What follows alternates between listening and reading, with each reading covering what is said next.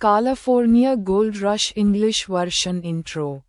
The Gold Rush _screenplay _ तारीख सोमवार 15 जून 2026 timer सुबह 9:10 बजे स्क्रीनप्ले का नया रीस्ट्रक्चर टाइटल का नाम इंग्लिश में कैलिफोर्निया गोल्ड रश।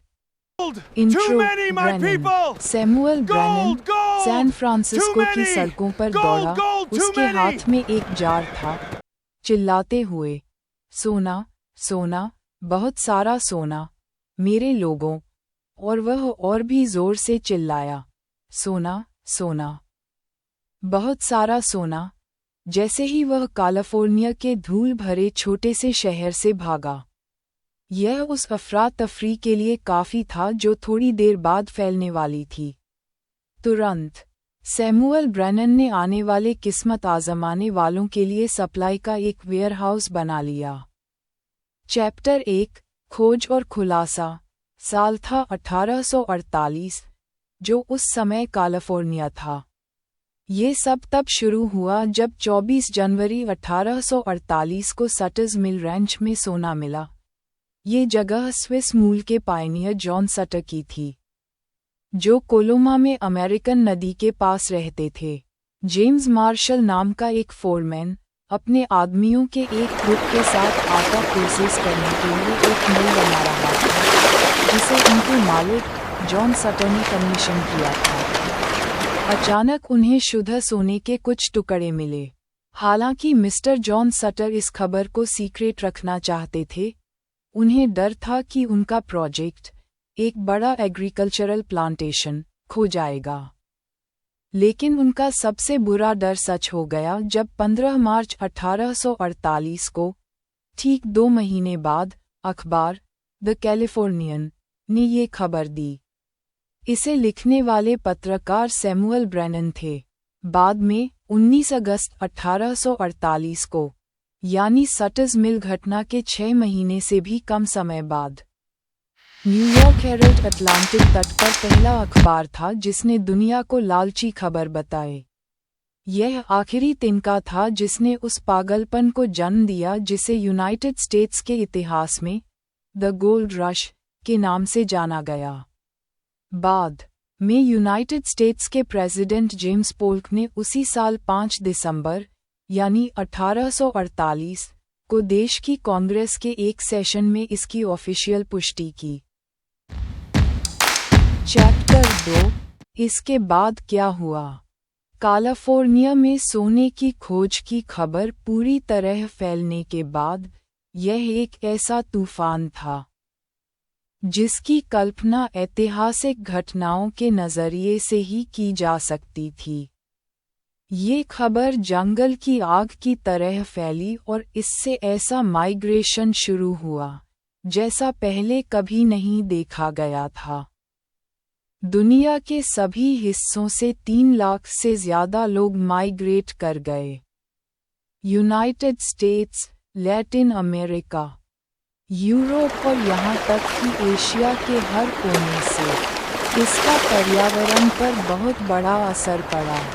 कैलिफोर्निया, जिसे इतिहास में द गोल्ड रश कहा गया है, उससे पहले सोने की खोज की खबर फैलने से पहले सैन फ्रांसिस्को एक छोटा सा शहर था, मुश्किल से 1000 लोग, और बहुत जल्द कैलिफोर्निया की गोल्डन लैंड बन गया। इस पर हर तरह के लोगों ने हमला किया, अच्छे इज्जतदार काम करने वाले लोग, और साथ ही दुनिया के सभी कोनों से निकाले गए असली इंसानी बदमाश, जो दौलत की प्यास में, और क्यों नहीं, सोशियो इकोनॉमिक सीढ़ी पर असली तरक्की के लिए। इसी पीढ़ी को 49ers कहा जाने लगा, 49 के लोग, क्योंकि वे साल 1849 में कैलिफोर्निया आए थे। लालची स्विस में जन्मे पायनियर जॉन सटर। उसका क्या हुआ, जिसका अंत होना तय था? वह आदमी दिवालिया हो गया, और उसके पुराने खेत मजदूरों ने उसे छोड़कर गोल्ड रश के पीछे भागना शुरू कर दिया। इस बीच उसकी ज़मीन पर गैर कानूनी बस्तियों ने कब्जा कर लिया, जिन्होंने उसकी पूरी फसल और उसके बड़े बड़े जानवर चुरा लिए।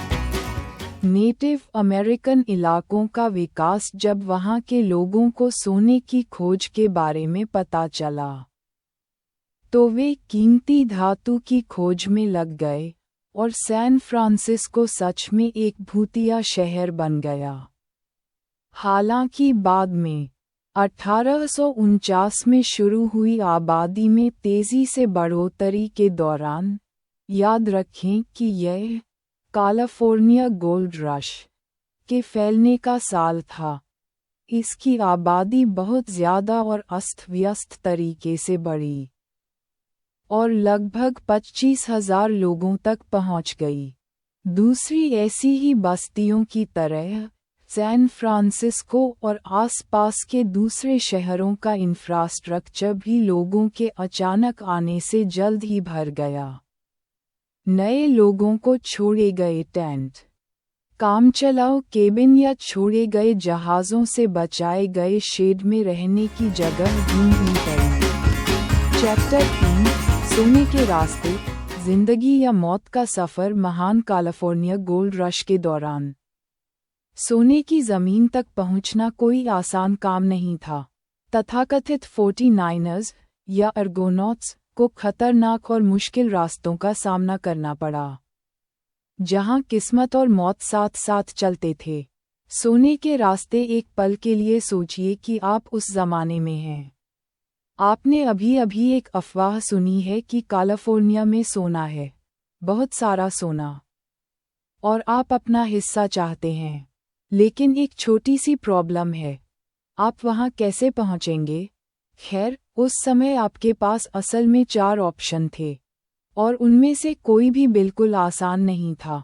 पहला था ईस्ट कोस्ट से एक जहाज़ पर चढ़ना और सब्र रखना, क्योंकि उस सफ़र में 5 से 8 महीने लग सकते थे। इतना लंबा समय क्यों? क्योंकि जहाज़ को अमेरिका के पूरे दक्षिणी सिरे का चक्कर लगाना था। हम 33,000 किलोमीटर से ज़्यादा की सफ़र की बात कर रहे हैं। सोचिए, समुद्र में महीनों बिताने का, और यह सब करना होगा। दूसरा ऑप्शन थोड़ा ज़्यादा आसान था। कुछ लोगों ने पनामा के इस्थम्स को पार करने का फैसला किया। हाँ, जंगल के रास्ते, खच्चरों और डोंगियों में। इसमें उन्हें मुश्किल से 1 हफ्ता लगा। फिर वे पैसिफिक ओशन पहुंचे और वहां से एक और जहाज़ लेकर सैन फ्रांसिस्को पहुंचे। हाँ, ये तेज़ था, लेकिन पनामा का जंगल बिल्कुल भी अच्छा नहीं था। अब एक तीसरा रास्ता था जिसके बारे में बहुत कम लोग जानते थे। कुछ यात्री न्यूयॉर्क से मेक्सिको के वेराक्रूज़ या टेम्पिको के लिए निकले। ज़मीन के रास्ते देश पार करके ग्वाडलहारा या टेम्पिको जैसे शहरों में पहुंचे, घोड़े पर सवार होकर माज़ातलान पहुंचे, और वहां से एक जहाज़ लिया जो उन्हें 4 या 5 हफ्तों में सैन फ्रांसिस्को पहुंचा देता था। ये लंबे समुद्री रास्ते से सस्ता था और इसमें कम समय लगता था। लेकिन आखिर में, क्या आप जानते हैं कि ज़्यादातर लोगों ने कौन सा रास्ता चुना? ज़मीनी रास्ते में मशहूर कैलिफोर्निया ट्रेल के साथ साथ पूरब से पश्चिम, यानी अटलांटिक तट से प्रशांत महासागर तक, यूनाइटेड स्टेट्स को पार करना शामिल था। कई लोग एरिज़ोना और न्यू मैक्सिको जैसे दक्षिणी इलाकों से बचना पसंद करते थे, क्योंकि वहां से गुजरना लगभग आत्महत्या जैसा था। और सावधान रहें, इससे कोई फर्क नहीं पड़ता था कि आप कौन सा रास्ता चुनते हैं, क्योंकि उन सभी में अपने अपने खतरे थे। आप जहाज़ के डूबने से मर सकते थे, हैज़ा या टाइफाइड बुखार हो सकता था, या बस कहीं बीच में फंस सकते थे। तो मेरे दोस्त, हाँ, लालच और बेहतर जिंदगी की तलाश से फैला पागलपन। सोने की दौड़ सिर्फ खुदाई करते समय किस्मत की बात नहीं थी। सिर्फ कैलिफोर्निया पहुंचना ही काफ़ी बड़ी कामयाबी थी।